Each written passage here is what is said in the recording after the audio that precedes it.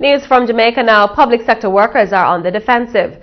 They are insisting that the 7% by the government is unacceptable. So what's their next course of action? As we hear in this report from Tanika Thomas, unions have not ruled out industrial action. Public sector workers are threatening that normalcy cannot be guaranteed if the government refuses to upgrade its offer. The Portia Simpson Miller administration is adamant that it can only provide a 7% increase to workers. Finance Minister Dr. Peter Phillips appealed to teachers, nurses, police officers, and other government employees during his recent broadcast to the nation.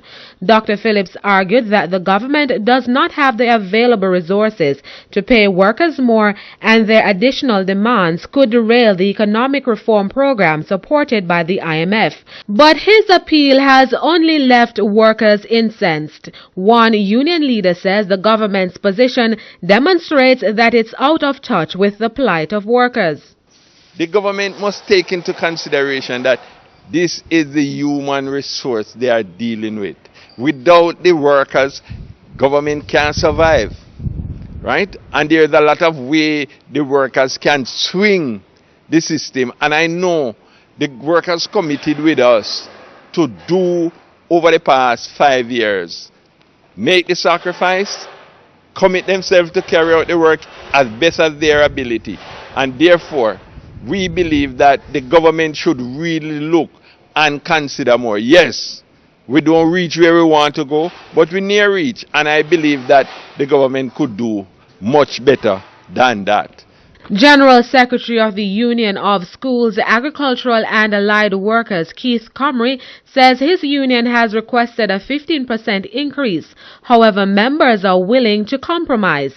He says the government must put alternatives on the table, like providing cheaper housing solutions for workers. HAJ, Housing Agency of Jamaica, building houses all over the place for 8 million. Government can say to them, for public sector workers, let the who apply for it, give them for 6 million. NHT have houses, do the same with the NHT. Give us some land, put in the infrastructure, and reduce and charge the workers only for the cost of the infrastructure. Meanwhile, President of the Bustamante Industrial Trade Union, BITU, Senator Cavan Gale, says workers have endured tremendous hardships and were hoping for a better package. For him, the government has failed to grow the economy, and now they're in a precarious state. That return on investment would have been anticipated against a background that the government would have grown the economy and have taken necessary structural reform to put the state into affairs.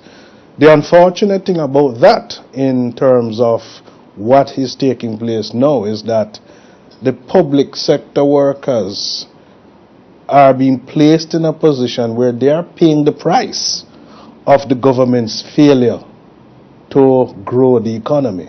And that's the raw reality of the situation.